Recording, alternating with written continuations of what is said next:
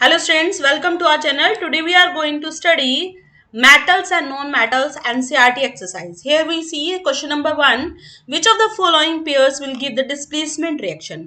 कौन से यहाँ पर ऐसे पेयर हैं जो डिस्प्लेसमेंट देते हैं? तो सबसे पहले समझ लेते हैं डिस्प्लेसमेंट रिएक्शंस क्या होती हैं. कोई भी एक मेटल जो ज्यादा रिएक्टिव होता है वो दूसरे मेटल को डिस्प्लेस कर देता है, right? If you are taking here NaCl with the copper, तो sodium is more reactive than copper. तो क्या ऐसा होगा कि कॉपर इसको डिस्प्लेस कर पाएगा? No, right. तो यहाँ पर ये ऑप्शन नंबर ए रॉन्ग हो जाएगा. Magnesium and aluminium, magnesium is more reactive than aluminium. Iron with silver, so here iron is more reactive than silver. AgNO3 with the copper. So can you see this? AgNO3, silver and copper. तो copper is more reactive. Copper ज्यादा reactive है, reactive ज्यादा है तो जाएगा और Ag को हटा देगा, राइट? तो here which reaction here? AgNO3 and copper metal when they combine they will give the displacement reaction, right? Now question is, which of the following method is suitable for preventing an iron frying pan from rusting? आप कोई भी लोहे का कोई frying pan लेते हो तो वो आप रस्टिंग से बचा सकते हो. So how? अप्लाइंग ग्रीस, क्या उसके ऊपर ग्रीस लगाया जाएगा? Applying paint, we have to apply paint on that. And applying coating of zinc. देखो अब यहाँ पर ग्रीस, पेंट और जिंक तीनों से हम क्या कर सकते हैं? We can prevent iron pan from rusting, right? Now question is, an element react with the oxygen to give a compound with a high melting point. This compound is also soluble in water. एक ऐसा element है जो react करता है oxygen के साथ. Give a compound, एक compound देता है जिसका मेल्टिंग पॉइंट ज्यादा होता है. एक ऐसा एलिमेंट जो ऑक्सीजन के साथ रिएक्ट करके एक ऐसा कंपाउंड दे रहा है जिसका मेल्टिंग पॉइंट हाई है. This compound is also soluble in water, और ये वाटर सोल्यूबल भी है. Element is here calcium. Calcium when react with oxygen it will give here calcium oxide, right? And when calcium oxide react with the water it will give you calcium hydroxide, right? Now food cans are coated with a tin and not with a zinc. आप जो भी food can use करते हैं वो tin से बने होते हैं, उनके अंदर जिंक नहीं होता. So why it is so? Zinc is costlier than tin. Zinc has a high melting point than tin. Zinc is more reactive than tin. Zinc is less reactive than tin. So here we observe zinc is more reactive. Zinc ज़्यादा reactive होता है किससे? tin से. So that's why what we say कि यहाँ पर आप देखेंगे कि जिंक को हम क्या कर सकते हैं? रिएक्ट नहीं करवा सकते, इसको नहीं ले सकते. क्यों? क्योंकि वो क्या करेगा? फिर इसके साथ रिएक्ट करना शुरू करेगा. You are given a hammer, a battery, a bulb, wires and switches, right? So how would you use them to distinguish between sample of metal and non-metal? आपके पास ये पूरा जो भी है मटेरियल गिवन है. अब यहाँ पर ये बोला गया कि आपको ये बताना है कि मेटल और नॉन मेटल कैसे होगा. Assesses the usefulness of these tests in distinguishing between metal and non-metal. So here, let's take the given sample of metals and non-metal and strike them with a hammer. सबसे पहले hammer से हम इसको beat करना शुरू करते हैं. अगर बीट करने पर वो शीट में कन्वर्ट हो गया so it is a metal, otherwise it is non metal. Metals they are malleable. Malleable means ऐसा मटेरियल जिसको आप शीट में कन्वर्ट कर सके, right? And here non-metals they can't be converted into malleable sheets. उनको sheets में convert नहीं कर सकते. And then we have a battery with a bulb with a switch. So here we will put some clip and here we place the sample जिसको आपको test करना है, right? So when struck with a hammer it produces sound. It is a metal and metals are sonorous, but non-metal they does not produce a sound. कोई भी iron आप लेंगे, iron का object लेते हैं, जैसे आप उसको बीट करते हो तो it produces sound, sound produce होती है. बट नॉन मेटल को जब आप बीट करते हैं it does not produces the sound, right? Now arrange the given object to form an electric circuit as shown in the figure. So here we arrange the circuit and with the clip A and B we will place different sample. If it is a metal, अगर वो metal होगा तो वो क्या करेगा? अगर वो metal होगा तो यहाँ पर हम ये कहेंगे कि दैट इट ग्लोज. जो बल्ब होगा वो ग्लो करना शुरू करेगा. But if it is a non metal तो ग्लो नहीं करेगा. From the above test, it is clear that metals are malleable, sonorous and good material of electricity, while non-metals they are malleable. We have to find out that what are the properties of metal. First हमने कहा अगर वो sheet में convert हो रहा है तो हम ये कहेंगे कि वो क्या होगा, मेलिएबल होगा. सेकंड, अगर साउंड प्रोड्यूस कर रहा है तो हम कहेंगे वो सोनोरस होगा. थर्ड, अगर इलेक्ट्रिसिटी उसमें से पास कर रही है, we will say that it is a good conductor of electricity. while non-metal which are non-malleable means brittle, non-sonorous they does not produce sound, they are poor conductor of electricity, right? Now question is, what are amphoteric oxides? So here listen very carefully. First of all, I want to mention that some of the students write here metals. यहाँ metal नहीं, metal oxide लिखना है. Metal oxide which shows basics as well as acidic behavior. ऐसे metal oxide जो basic और acidic दोनों behavior को show करते हैं, उनको हम amphoteric बोलते हैं. ऐसे metal oxide जो basic और एसिडिक प्रॉपर्टी दोनों शो करते हैं, उनको हम एम्फोटेरिक बोलते हैं. Aluminium oxide Al2O3 and zinc oxide that is ZnO. ZnO को अगर आप एसिड से मिलाएंगे इट विल फॉर्म वाटर. सबसे पहले वाटर को अलग कर दो, H2O, तो रह जाता है क्या, जिंक क्लोराइड. ZnO को अगर आप NaOH बेस के साथ, देखो कैसे पता चलता है कि यहाँ पर एसिडिक नेचर है. अगर आप इस ऑक्साइड को बेस से रिएक्ट करवाते हो तो सॉल्ट मिलता है, तो बेस के साथ क्या होना चाहिए, acid. So that's why we say that it shows acidic nature, right? If it react with the acid and then it form a salt with the water, so it's a property of, ये किसकी property होनी चाहिए, base की. अगर आपके पास कोई base है तो किससे रिएक्ट करवाएं कि जिससे सॉल्ट बन रहा है, तो this is acid. Now we are discussing that acidic nature. So here we take this H2O and it will form Na2ZnO2. Just learn the name sodium zincate. Na2ZnO2. Na2ZnO2, right? Now we have aluminium oxide with HCl. So again we take H2O. याद रखो acid के साथ जब base मिलता है it always make a byproduct that is water. Water जरूर बनता है, याद कर लीजिए. Aluminium oxide plus NaOH it will form sodium aluminate, sodium zincate और sodium aluminate. Na2ZnO2 और NaAlO2, right? Now question is, name two metals which will displace hydrogen from dilute acid and two metals which will not. आपको दो ऐसे metal का नाम बताना है जो हाइड्रोजन को डिस्प्लेस करेगा जब आप उसको रिएक्ट करवाएंगे किसी भी डाइल्यूट एसिड के साथ. तो sodium and calcium can displace hydrogen, hydrogen को डिस्प्लेस कर सकते हैं, लेकिन कॉपर और silver can not displace hydrogen from the dilute acid, right? Question is, in the electrolyte refining of metal, metal को जब आप रिफाइन करते हैं, what would you take as an anode and a cathode and the electrolyte? So here always take impure metal. जो भी impure metal होता है उसको anode बोलते हैं, thin strip of pure metal को यहाँ पर cathode बोलते हैं, और जो solution होता है of a salt of a metal M that as electrolyte, उसको हम क्या बोल देते हैं, electrolyte, right? Now question is, Pratyush took sulfur powder on a spatula. Pratyush ने क्या किया, सल्फर पाउडर लिया, उसको हीट किया. He collected the gas evolved by inverting a test tube over it as shown. What will be the action of gas? So here can you see this sulfur powder on a spatula, and then when we heat it in a test tube, so what you observe? What will the action of gas? जो gas बन रही है उसका litmus paper के ऊपर क्या effect पड़ेगा? So here we say that sulfur it is a known metal. कैसा है वो, नॉन मेटल. तो अगर आप उसको ऑक्साइड बनाएंगे तो उसके ऑक्साइड जो बनेंगे वो कैसे बनते हैं, हमेशा एसिडिक. कैसे बनेंगे, एसिडिक. अभी हमने देखा था. In this case sulphur dioxide is produce which is acidic. It will not react with the dry litmus paper. हमने क्या देखा था कि एसिड वेट लिटमस पेपर के साथ तो कलर चेंज करता है, बट यहाँ पर हम ये देखते हैं ड्राई लिटमस पेपर है तो ये रिएक्ट नहीं करेगा. Next here that blue litmus paper. तो ब्लू लिटमस पेपर के साथ क्या होगा, it is when it is moist. तो आपने बताया अभी कि मैम जैसे ही वो वेट होगा it turns blue litmus to red, red में चेंज कर देगा, right?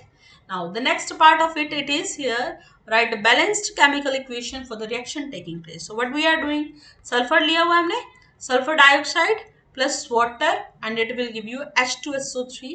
With that we take here H plus अलग हो जाएगा और SO3 2 negative अलग हो जाएगा. Now question is state two ways of preventing and the rusting of iron. So how to prevent the iron? Iron के ऊपर अगर हम क्या करें, जिंक की थिन लेयर को क्या करते हैं, अप्लाई करते हैं. We call that process as galvanization. आप आयरन को रस्टिंग से बचा सकते हैं. Otherwise we were alloying means आपने उसको मिक्स कर दिया किसके साथ, with metal and chromium, right. Next is what type of oxides are form when non metal combine with oxygen. अगर आप नॉन मेटल को ऑक्सीजन से कंबाइन करते हो तो ध्यान रखिए आप एसिडिक ऑक्साइड बनाते हैं. क्या बनाते हैं, एसिडिक ऑक्साइड, राइट. सो दे एक्वस सॉल्यूशन टर्न. अब एसिड क्या करेगा, ब्लू लिटमस को किस में चेंज करेगा, रेड में. Carbon with oxygen give you CO2. CO2 plus H2O, it will give you carbonic acid H2CO3, right, and it will turn blue litmus to red. Again carbon ने oxygen के साथ react करा तो carbon dioxide बनाया. It's a oxide now, it's acidic oxide now, and when it again react with this, it will form carbonic acid and it will turn blue litmus to red. Now the next is here, give reason platinum, gold, silver, they are used to make jewelry. हम इन materials का use करते हैं jewellery को बनाने के लिए. So platinum, gold and silver are used to make jewellery because of their lustrous property. What is lustrous? That it have a shiny surface.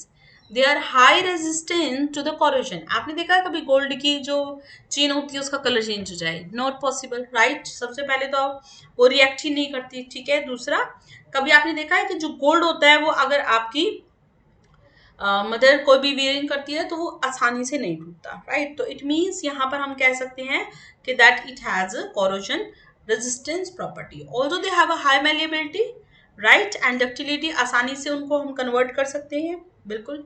Now sodium, potassium and lithium that are always stored under the oil. ध्यान से समझ लीजिए that here the question is that why sodium, aluminium and lithium are stored under oil. क्यों ऐसा होता है कि हम इनको under the oil means inside the oil means kerosene oil में रखा जाता है. So why it is so, क्यों ऐसा करते हैं हम, because what we are saying that these are very very much reactive. ये बहुत रिएक्टिव होते हैं ये एलिमेंट, सोडियम, पोटेशियम और साथ में lithium. They are very very high, you can say highly reactive with the oxygen and with the water also, right. So to just prevent them to be in the contact of oxygen and moisture, they always put it in kerosene oil, right. Now next is aluminium is highly reactive. Aluminium क्या है, highly reactive है, right. तो yet it is made to used to make utensils, लेकिन खाना बनाने के काम आता है. So here what we observe, the aluminium metal form a thin layer of aluminum oxide all over its surface under the action of moist air. जब moist air इसके ऊपर react करती है तो ये aluminium oxide बनाता है. This layer prevent the metal underneath from further corrosion. जैसे ही आपने देखा कि वहाँ aluminium oxide बन गया, उसके बाद ये aluminium further corrode नहीं हो पाता. सबसे ज्यादा सस्ता होता है, इजिली अवेलेबल होता है, मैलिएबल होता है. मैलिएबल मतलब शीट में कन्वर्ट कर सकते हैं. डक्टाइल मतलब इजिली वायर्स में कन्वर्ट कर सकते हैं. So it is used to make utensils for cooking, right. Now next is here, carbonate and sulphide ores are usually converted into oxides. Carbonate और जो सल्फाइड ओर्स होते हैं उनको हम क्या करते हैं, कन्वर्ट करते हैं किसमें, ऑक्साइड में, during the process of extraction. So here it is easier to obtain a metal from its oxide. देखो ध्यान से समझो कि यहाँ पर हमने ये कहा कि जो भी मेटल है वहां पर क्या कर रहा है, जब ऑक्साइड के साथ होता है as compare to its sulphide and carbonate. So here it is easier to obtain, right. उसको आसानी से उसको निकाला जा सकता है. Prior to reduction, metal carbonate and sulfide must be converted into metal oxide. A carbonate ore is converted into oxide by calcination, whereas sulfide ore is converted into oxide by roasting. कौन सा process होता है, roasting. तो आप ध्यान से समझिए, यहाँ पर जो कैल्सिनेशन का प्रोसेस होता है वो अलग होता है इसमें भी हीट की जाती है और इसमें भी क्या की जाती है, हीट की जाती है, दोनों में, कैल्सिनेशन में भी और रोस्टिंग में।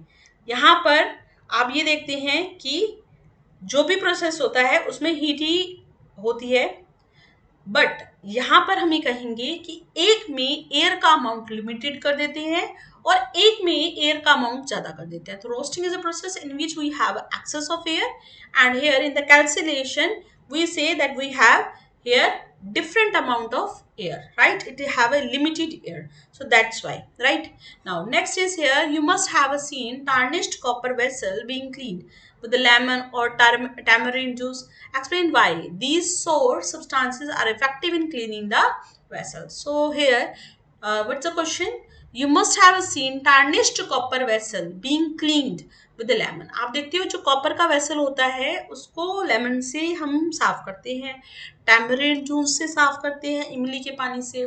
तो why these source substances are effective, क्यों ऐसा है कि आप खट्टे जो सब्सटेंस होते हैं उनको यूज करते हैं। So when copper vessel are expose to moist air they form a green coating. जैसे ही कॉपर वेसल एयर के साथ कांटेक्ट में आता है वो ग्रीन कलर की कोटिंग बनाता है of basic copper carbonate, right? So here the source substance such as lemon, tamarind, they contain acids. इनके अंदर एसिड्स होते हैं। ये एसिड क्या करता है, इनके अंदर टार्टरिक एसिड होता है। सिट्रिक एसिड हमारा लेमन है उसमें होता है और यहाँ पर टैमरिन में क्या होता है, टार्टरिक। तो ये जो एसिड होते हैं वो डिजोल्व हो जाते हैं किसके साथ, with the coating of copper oxide and basic copper carbonate present on the surface of tarnish copper and make them shiny red brown again. और इस तरह से वो क्या हो जाता है, रेड ब्राउन कलर का हो जाता है, right? Now differentiate between metal and non-metal on the basis of their chemical property. So here what are metals? Metals form basic oxide with the oxygen of air. Non-metal form acidic oxide. देखो metals basic oxide बनाते हैं और non-metal acidic oxide बनाते हैं। Metals can displace hydrogen from dilute acid, but non-metal they cannot displace hydrogen. Here metals form ionic chloride compound with a Cl2 and non-metal form covalent chloride. यहाँ ionic बनता है, यहाँ covalent बनता है। Metal shows displacement reaction on the basis of their reactivity series, and non-metal they do not show such type of displacement reaction, right? Now question is, a man went door to door posing as a goldsmith. He promised to bring back the glitter of old and dull gold ornament. An unsuspecting lady gave a set of gold bangles to him which he dipped into a particular solution. उसने उसको solution में डाला. Bangles sparkled like new, but their weight was reduced. The lady was upset, but after a futile argument, the man beat a hasty retreat. Can you play the detective to find out the nature of solution he had used? So first of all, I want to tell that we have a solution which can dissolve gold, platinum. आप आसानी से किसी भी solution से gold को पिघला नहीं सकते, उसको मेल्ट नहीं कर सकते। So we have here solution, the name is aqua regia. Aqua regia it's a freshly prepared mixture of 1 part of concentrated HNO3 with a 3 part of HCl, right? By volume. So here aquaresia dissolve a considerable amount of gold from the dipped gold bangles and hence reduced to their weight drastically. तो जैसे ही आपने क्या किया, उसको mix किया, तो यहाँ पर ये जो भी गोल्ड था वो क्या हो जाएगा, क्लीन हो जाएगा, ठीक है? The goldsmith dishonest can recover the dissolved gold from aqua regia by suitable treatment, right? So here next question is, give reason why copper is used to make hot water tank and not steel. Copper को use किया जाता है water tank को बनाने के लिए, steel को use नहीं किया जाता। So reason is copper do not react with hot water. Copper hot water से रिएक्ट नहीं कर पाता, स्टीम से रिएक्ट नहीं कर पाता as a iron steel does, but iron और स्टील कर पाते हैं। So copper has a higher melting point, copper has a higher melting point. जब आप उसको मेल्ट करवाते हो तो ऐसा नहीं कि आसानी से ही उसको मेल्ट करवा पाएंगे, we need more energy as compare to the steel. So that's why we say that copper is used to make hot water tank and then we not use steel. So this is all about today. Please revise it, do hard work to get success and keep doing this work, keep practicing your work. Thank you. Bye bye.